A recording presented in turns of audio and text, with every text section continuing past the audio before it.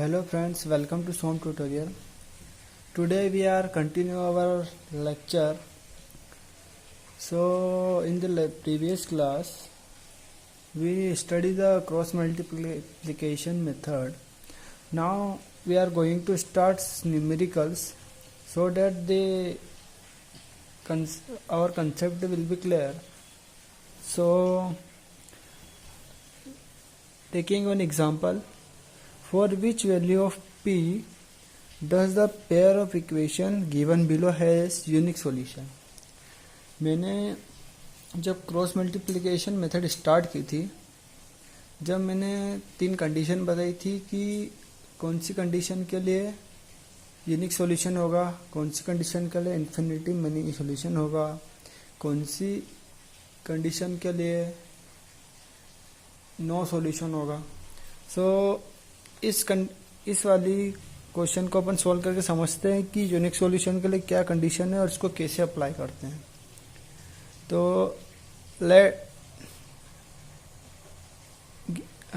अपन देख लेते हैं पहले तो इसमें इसके कोफिशिएंट्स क्या क्या है. फर्स्ट इक्वेशन के a1 क्या है, a1 यहाँ पे 4 है, a2 क्या है 2 है, b1 क्या है, b1 is equal to p और b2 क्या है 2, b2 2 है और c1 अपना 8 है और c2 अपना 2 है.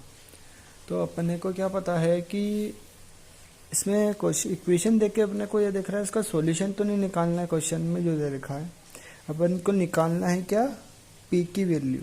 p की वैल्यू मतलब कि कोफिशिएंट की वैल्यू. और कोफिशिएंट की वैल्यू को से अपन को ये पता चल रहा है कि जब वो रिलेशंस जो पढ़े थे अपन ने, तो यूनिक सॉल्यूशन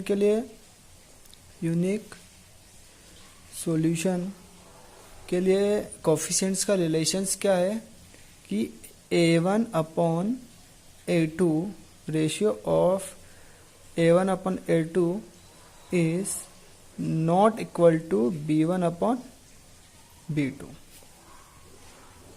तो ये यूनिक सॉल्यूशन की कंडीशन से अपने को पता चला कि ये रिलेशन से अपने पास. तो यहाँ से अपन कोफिशिएंट्स की वैल्यू निकाल सकते हैं. अब इसको अप्लाई करते हैं अपन. तो यहाँ पे a1 की वैल्यू 4 है, a2 की वैल्यू 2 है, is not equal to p upon 2. So 2 से 2 कैंसल, तो p की वैल्यू डायरेक्टली आ गई अपनी नॉट इक्वल टू 4. तो यहाँ से p की वैल्यू तो मिल गई. तो अपन इसमें कुछ कंक्लूड कर लेते हैं. Therefore for all values of p except for the following pair of linear equation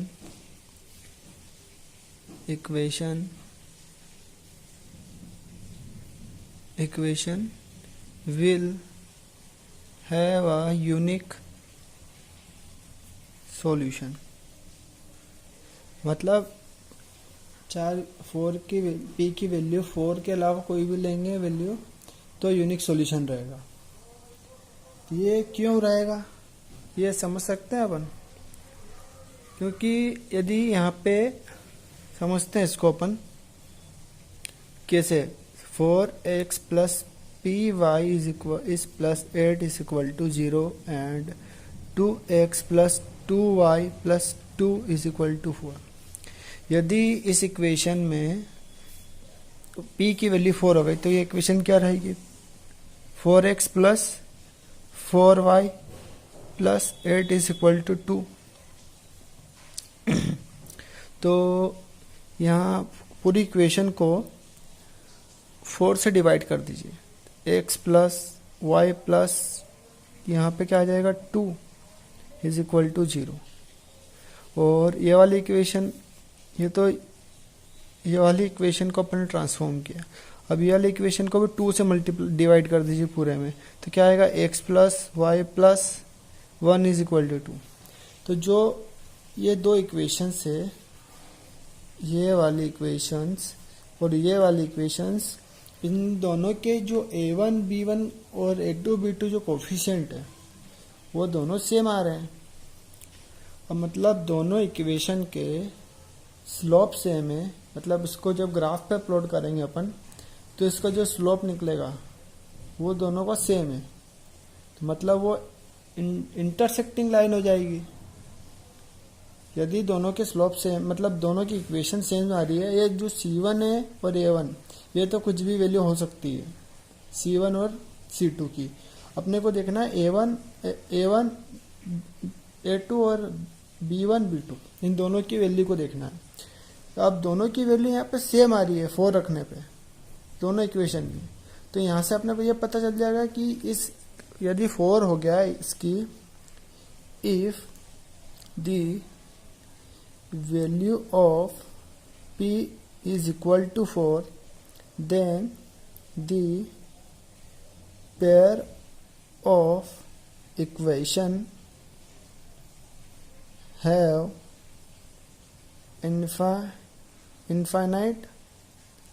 infinite solution। जी 4 हो गया तो इनफाइनाइट सॉल्यूशन हो जाएगा, इसीलिए इसकी वैल्यू 4 नहीं हो सकती। इसके 4 के अलावा कुछ भी वैल्यू होगी हो सकती है यूनिक सॉल्यूशन के लिए। ठीक है। Now taking another example, so kx plus 3y minus k minus 3 is equal to 0 and 12x plus ky minus k is equal to 0। Question में यह पूछा है कि for what value of k the equation have infinite many solution. अब infinite many solution के लिए अपने को मालूम है कंडीशन क्या है, जब दो लाइन एक दूसरे के ऊपर ही रहेगी, मतलब कोलिनियर रहेगी, तो इनफाइनाइट मेनी सॉल्यूशन होगा। तो उसके लिए क्या कंडीशन है इनफाइनाइट मेनी सॉल्यूशन के लिए, कि जो रेशियो है अपना कोफिशिएंट्स का, तो अपन लिख लेते हैं सॉल्यूशन इसका। तो first of condition for infinitely many solution क्या है, A1 upon A2 is equal to B1 upon B2 is equal to C1 upon C2। ये जो कोफिशिएंट्स का रेशियो है ये कांस्टेंट होना चाहिए। तो सबसे पहले अपन देख लेते हैं कि A1 की वैल्यू क्या है, यहाँ पे k है, A2 की वैल्यू क्या है 12, B1 की वैल्यू है 3 और B2 की वैल्यू है फिर से k और C1 की वैल्यू है अपनी k माइनस 3 और ये साइन माइनस का और C2 की वैल्यू है माइनस ऑफ k। तो अब कंडीशन में अप्लाई करेंगे इसको, कंडीशन अप्लाई करेंगे तो A की A1 की वैल्यू है k upon 12 is equal to B1 की वैल्यू है अपनी 3 और B2 की वैल्यू है फिर से k, ये 12 है और C1 की वैल्यू है माइनस k माइनस 3 और C2 की वैल्यू है माइनस ऑफ k, तो ये माइनस से माइनस प्लस हो गया। अब क्या होगा, अब चेक कर, अपन एक एक कंडीशन लेते हैं। पहले लेते हैं अपन इसमें से k upon 12 is equal to 3/k और इसको सोल्व करते हैं पहले। तो इसको सोल्व किया अपन ने, इसको इससे मल्टीप्लाई कर दिया और इसको इससे मल्टीप्लाई कर दिया, तो k स्क्वायर होगा ये इज इक्वल टू 12 इंटू 3 तो फर्दर सोल्व करेंगे तो k square is equal to 36 and और इसको फर्दर सोल्व करेंगे तो k is equal to root of 36। Root of 36 को लिख सकते हैं अपन 6 इंटू 6। तो के की वैल्यू 6 इंटू 6 या रूट से बाहर आएगी तो ओनली 6 वैल्यू बचेगी अपनी। तो एक के की वैल्यू 6 आ गई, प्लस माइनस 6। रूट से बाहर आएगी तो 2 वैल्यू सकती है प्लस माइनस 6। ठीक है, अब एक कंडीशन और लेते हैं अपन। Also 3/k is equal to k minus 3 upon k। तो यहाँ से k से k कैंसिल हो जाएगा, बचेगा क्या 3 is equal to k minus 3। तो यहाँ से k की वैल्यू क्या आ जाएगी, इस k कुछ साइड शिफ्ट करेंगे तो k की वैल्यू फिर से आ जाएगी 6। ठीक है, तो यहाँ से अपने को मिला वैल्यू मिल गई 6। सो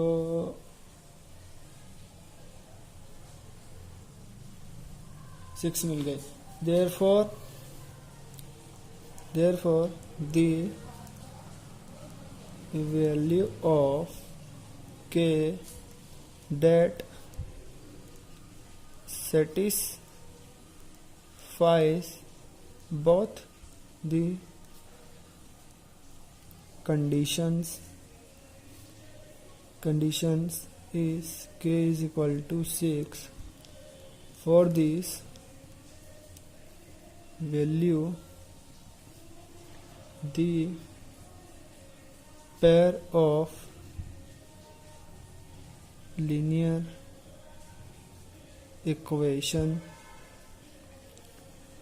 has infinitely many solution।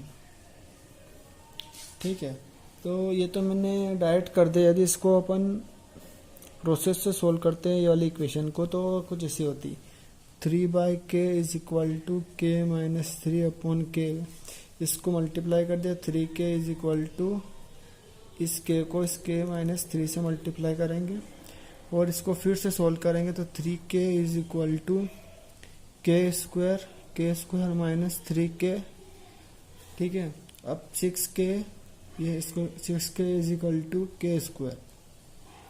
तो यहाँ से एक दिख रही है अपने को equation k square minus 6k is equal to 0। तो अब जब इस क्वाड्रेटिक इक्वेशन को सोल्व करेंगे तो इस k की क्या वैल्यू मिलेगी, एक 0 मिलेगी और एक k की वैल्यू एक 6 मिलेगी। तो जब k की वैल्यू 0 तो ले ही नहीं सकते अपन। क्यों नहीं ले सकते, ये अपन इस इक्वेशन में पुट करके देख सकते हैं। यदि k की वैल्यू अपन ने यहाँ पे 0 ले ली तो ये वाली इक्वेशन में ओनली y वेरिएबल बचेगा और ये वाली इक्वेशन में ओनली x वेरिएबल बचेगा। तो ये इक्वेशन 2 वेरिएबल में रह नहीं पाएगी, एग्जिस्ट नहीं होगी, क्योंकि एक ही वेरिएबल इसमें एग्जिस्ट करेगा यदि k की वैल्यू 0 आ गई। तो इसलिए 0 जो वैल्यू है k की 0 ये अपन एक्सेप्ट नहीं करेंगे, वैल्यू ओनली 6 एक्सेप्ट करेंगे क्योंकि ये दोनों कंडीशन में सेटिस्फाई भी कर रही है। ठीक है, इसीलिए अपन ने k की वैल्यू 6 ली, 0 नहीं ली। So thank you. In the next class we will do some more numerical for clearing our concept and also do one more new topic, equations reducible to pair of linear equation in 2 variables। तो उस वाले topic में अपन देखेंगे कि कोई सी भी equation जो कि स्टैंडर्ड फॉर्म में नहीं दी है उसे स्टैंडर्ड फॉर्म में कन्वर्ट करके इसके सॉल्यूशन निकालेंगे। So thank you for watching, please like and subscribe.